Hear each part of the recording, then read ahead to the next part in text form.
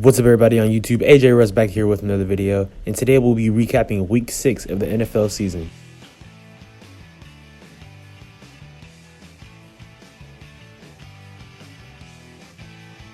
Alright guys, so I'll say this was a solid week for football. Now obviously I'm going to start off with the mid-games first because we're going to get those out the way. So last Thursday, the Washington Commanders played against the Denver Broncos, beat them 12-7. Nothing too much to be said there.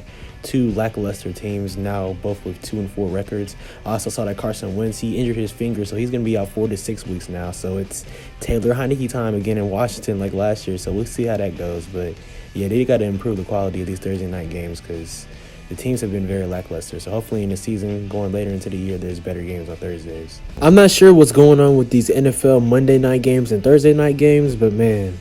Anyways, let's talk about the most recent game, the Monday night game between the Los Angeles Chargers and the Denver Broncos. And obviously the Denver Broncos have been playing mid-football overall. They played a Thursday night game last week, lost that. But anyways, the Chargers won that game in overtime 19-16. And that wasn't really a pretty game either. The Chargers had Justin Herbert almost throw 60 times. He went 37 for 57. They had 238 passing yards. And Russell Wilson only had 188 passing yards. I don't know what's going on with him. Of course, he got a great contract being the new quarterback one of the Denver Broncos. But, man, this stuff is not clicked at all in Denver. I really don't have too much to say. The Broncos are now 2-4, which is insane.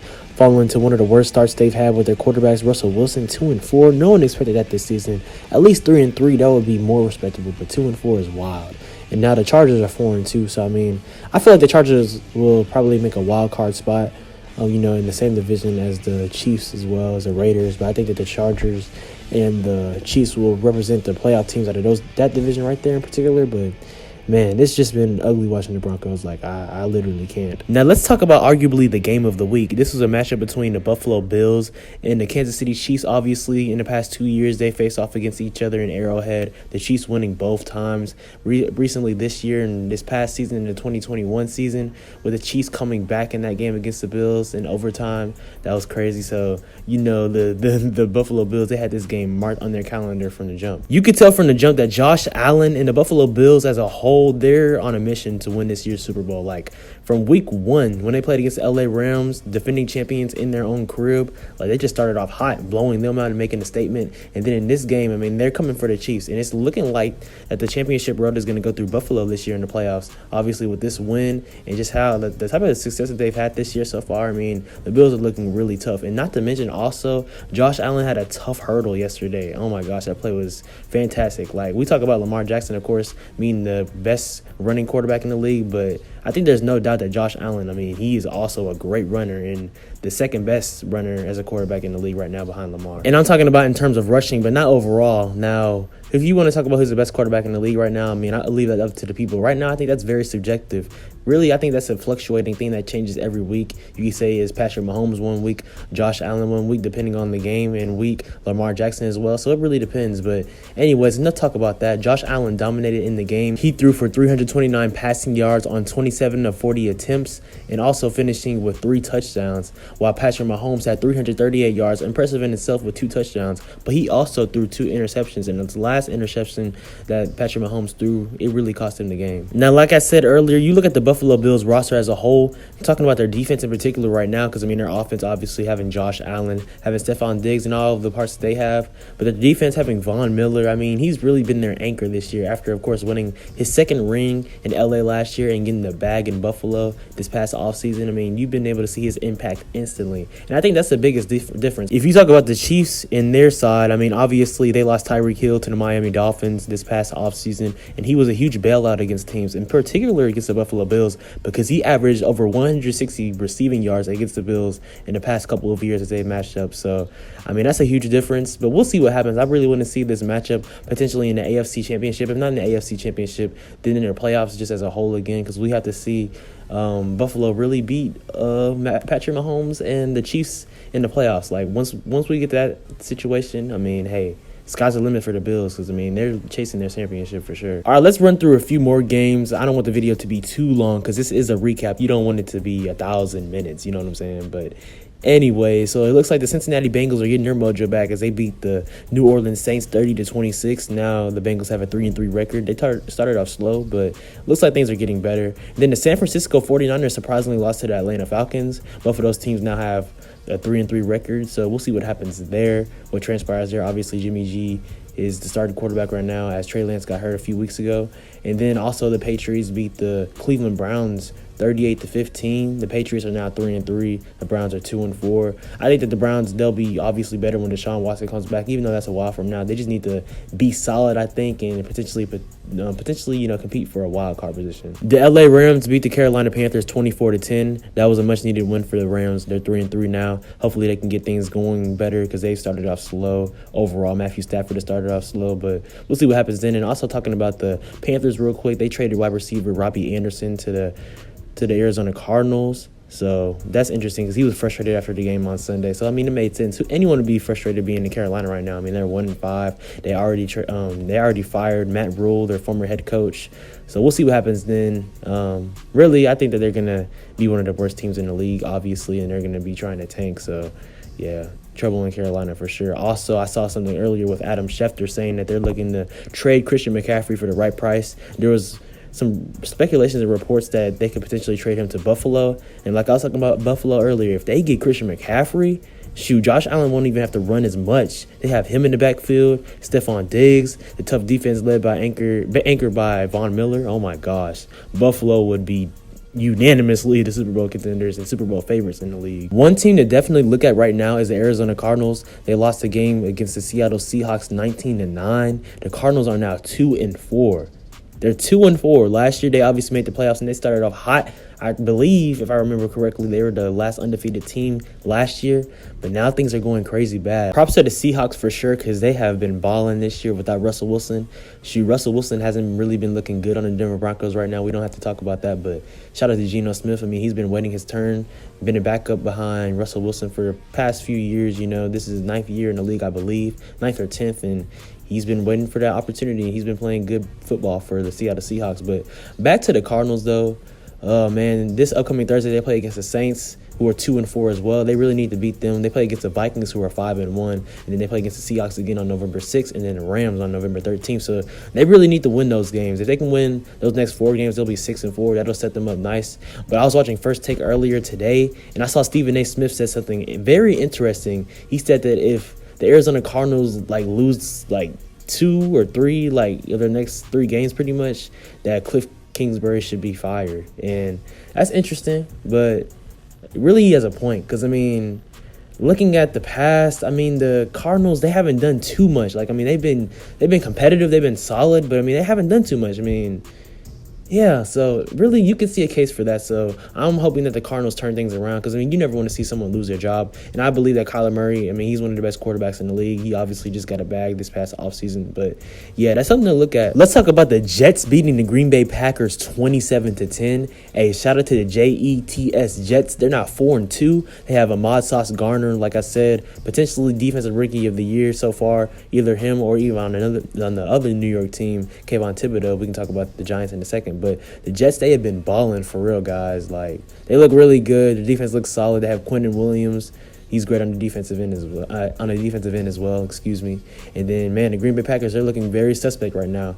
It's looking like they're missing Devontae Adams, which obviously who wouldn't, arguably the top receiver in the game. But you can also say that Devontae Adams is missing he's missing Green Bay as well. So it's going 2 ways, but we'll see what happens with Green Bay. I think they'll still make the playoffs, but right now the Vikings are looking like the better team in their division right now. Speaking of the Minnesota Vikings, they were able to beat the Miami Dolphins 24-16. The Vikings now have a 5-1 record, and like I said, they're now number 1 in that division. That includes the Green Bay Packers, the Detroit Lions, and the Chicago Bears. So, hey, it might be the Vikings' time to actually make some real noise. We'll see about that. It just really depends on Kirk Cousins, in my opinion, because it's like whenever he plays on primetime football, he always folds. But in the other games, I mean, he always plays great. So we'll see what happens there. And then Miami, I mean, they play with their third-string quarterback. But I saw a report that Tua Tagovailoa is supposed to return in Week 7, I believe. If not Week 7, Week 8. But I think it's Week 7. So we'll see what happens there. You just don't want him to play too cautious thinking about his concussion. You just want him to be safe and play the game that he loves. So shout out to Tua. I think that Miami will still make the playoffs. But yeah, we'll see what the Vikings are talking about because they look solid so far. I'm barely going to talk about this game. The Colts beat the Jaguars 34-27. Jaguars are now 2-4. The Colts are now 3-2-1. I mean, is there anything more you want me to say? I mean, yeah. No. I mentioned that other team in New York a second ago. The New York Giants beat the Baltimore Ravens 24-20 in New York. And now the Giants are 5-1 and the Ravens fell to 3-3. Hey, shout out to the Giants for real. They've been balling, but also shout out to the NFC East except for the Commanders. But anyways, shout out to the NFC East in general. The Giants have been balling. They're 5-1. And even though the Dallas Cowboys lost to the Eagles, they're 4-2. And Philadelphia Eagles are now 6-0. We're going to talk about that game in a second. But hey, the NFC East looks like the best division in football right now, which is crazy to say. I think the Ravens will turn things around. Their defenses look very lackluster throughout the year. Marcus Peters made a dumb PI when I was watching the game yesterday when the Giants played against the Ravens. So just a lot of different things there. But as long as you have Lamar Jackson, Mark Andrews, J.K. Dobbins, a solid offense overall, they'll be fine. But I want to talk about the Giants again real quick. Saquon Barkley, man, shout out to him. He's been one of the best running backs since he stepped in the league. I mean, I heard there was talk about something that he lost it. He never lost it. He was just injured. I mean, you can't lose something when you're injured. You're just not playing. So Saquon has always been one of the best running backs since he's been in the NFL. He's continuing to prove that. And yeah, you can see that. So, hey, the Giants, they look very good right now. Shoot, since we're talking about the NFC East right now, we have to talk about the Dallas Cowboys against the Philadelphia Eagles. Now, obviously, the Eagles won 26-17. But, man, at the beginning of the game, really in the first half, it looked like a complete blowout. That changed quickly, though, in the second half as the Dallas Cowboys came out, made adjustments, were able to adapt on the offensive end. There's nothing to be said about that defense because they are elite. I mean, every single play there in the backfield immediately. Like when I was watching the game yesterday, man, the snap happened, boom. Micah Parsons was in the backfield. Dorrance Armstrong was in the backfield. DeMarcus Lawrence was in the backfield.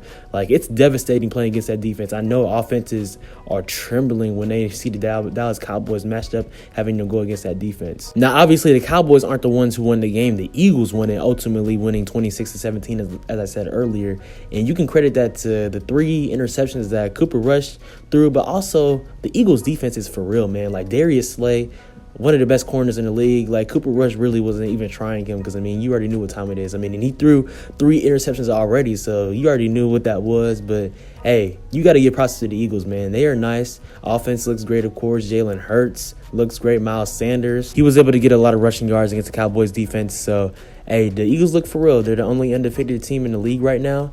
But also talking about the Cowboys real quick, hey, it looks like Dak is going to return in Week 7 against the Detroit Lions. So, hey, as long as Dak can play competent quarterback ball and not do too much, I feel like that's a problem with the Cowboys. Like last year, they were playing great football. Like in the first 6-7 weeks, they were like 6-1 or something like that. And then they got away from playing physical, hard football. And that's what changed, man. Like literally, like they had the number 1 offense, I think, for the whole year. But like they relied too much on Dak. But if you continue to just run the ball and don't ask Dak to do too much, make big plays here and there, and then that defense is going to eat for you regardless. I mean, they're going to dominate any team they play against. So as long as that happens and the offense can, be like a top 10, top 12 offense in general, like the Cowboys really, they can be playoff contenders and they can make some noise in the playoffs. So anything is possible. But hey, right now the Giants own the NFC East and they won that game 26-17. One game we have to talk about is the Tampa Bay Buccaneers losing to the Steelers 20-18. Man, it's been a struggle for the Buccaneers to score all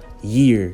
Like, you could see it from week 1. Even when they played the Cowboys, they were only kicking field goals and only scored 1 touchdown. They struggled to score touchdowns against the Saints, the Packers. I mean, the list goes on. Like, the Buccaneers, they look very suspect right now. I mean, they have a 3-3 record, so, I mean, you can just, for them, say it's 0-0, and they can just keep things going and just try to regroup. But, I mean, it's crazy. I also saw on ESPN that Tom Brady attended Robert Kraft's wedding last Friday before the game, and he missed walkthroughs on Saturday. Like that's crazy for real. Now, obviously, I know he spent a long time in New England attending Robert Kraft's wedding. Okay, that's cool. But, I mean, I feel like he could have went to walkthroughs on Saturday, got a quick jet. It's Tom Brady. I mean, you could get a quick PJ and just get back. So, I don't know.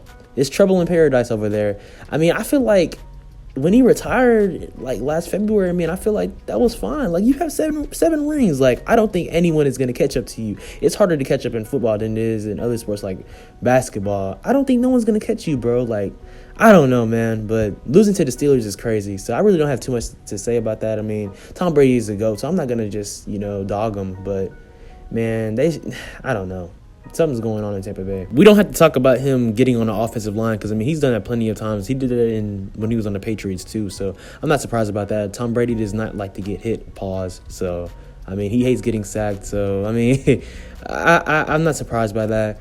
But they just shouldn't have lost that game. So we'll see what ensues, what transpires with the Tampa Bay Buccaneers. But, yeah, they're triple in paradise. And I really don't want to talk about what's going on off the field, with his wife and stuff. Because, I mean, obviously that's tough in itself.